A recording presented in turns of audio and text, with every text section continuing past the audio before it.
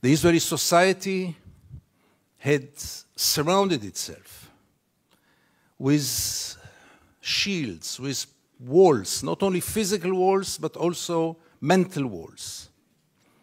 I don't want to get into it because it's another lecture, but I'll just give the 3 principles which enable us Israelis to live so easily with this brutal reality.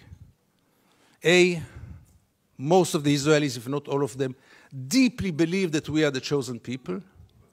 And if we are the chosen people, we have the right to do whatever we want.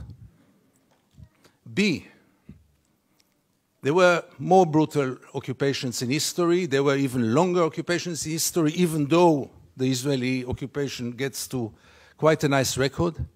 But there was never in history an occupation in which the occupier presented himself as the victim.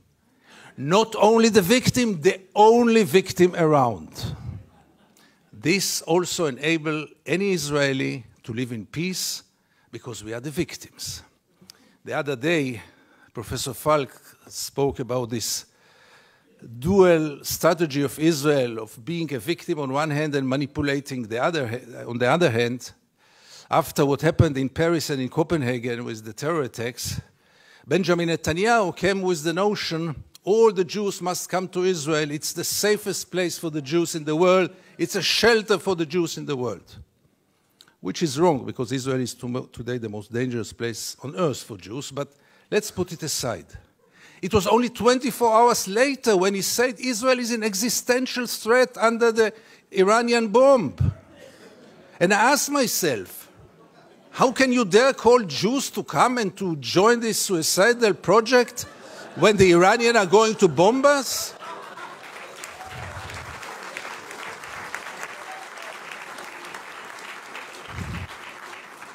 But in Israel, everything goes, and both declarations were accepted as the only truth. And here I get to the 3rd set of values which enable us Israelis to live in peace with the occupation. And this is maybe the most crucial one and the worst one. We say victimization, we say chosen people.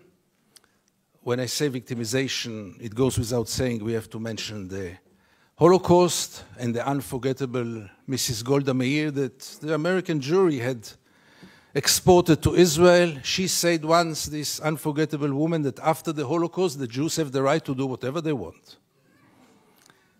But the 3rd set of values is the most dangerous one, and this is the systematic dehumanization of the Palestinians, which enable us, Israelis, to live in peace with everything, because if they are not human beings like us, then there is not really a question of human rights. And if you scratch under the skin of almost every Israeli, you will find it there. Almost no one will treat the Palestinians as equal human beings like us.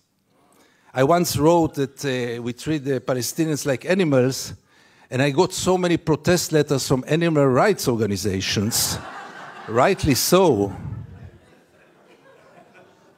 But by the end of the day, how many Israelis did ever try for a moment to put themselves in the place of the Palestinians for a moment, for one day? And I want to give you 2 examples which will demonstrate it. Many years ago, I interviewed then candidate for Prime Minister, Ehud Barak. And I asked him a question which I try to ask in any occasion. Mr. Barak, what would have happened if you would have been born Palestinian? And Barak gave me then the only honest answer he could give me. He said I would have joined a terror organization. What else would have he done? Would he become a poet? He doesn't know to write poems. Would he become a pianist? He's quite a bad pianist, and I doubt if he would have become a collaborator, because he is a fighter. And it became a scandal, because how can you dare to put Ehud Barak to think what would have happened if he would have become a Palestinian? And the second incident, briefly, Second Intifada, the city of Jenin, the most closed city in the West Bank, real total siege. I go out from Jenin, I come to the checkpoint, a Palestinian ambulance is parking there with the red lights. I stand after him. No cars can get out of Jenin in those days. No cars can get in. And I wait. The soldiers are playing backgammon in the tent. Usually I know myself. It's better that I don't get into a confrontation with the soldiers because it always ends up very badly. So I stayed in the car. But after 40 minutes I couldn't take it. And I went out to the car, from the car. I went first to the Palestinian ambulance driver and I asked him, what's going on? He told me that's the routine. They let me wait 1 hour until they come and check the ambulance. And I couldn't take it anymore. And I went to the soldiers.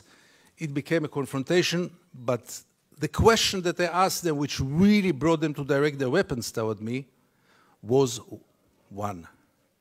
What would have happened if your father would have been lying in this ambulance? This freaked them out. They lost control. How can I dare to compare between their father and the Palestinian in the ambulance?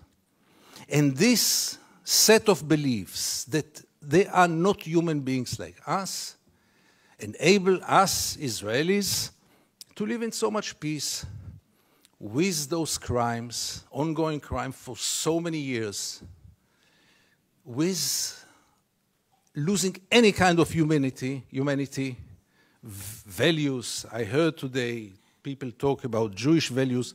I must be frank with you, I don't know what are Jewish values. I know what are universal values. Let's not get into it, really.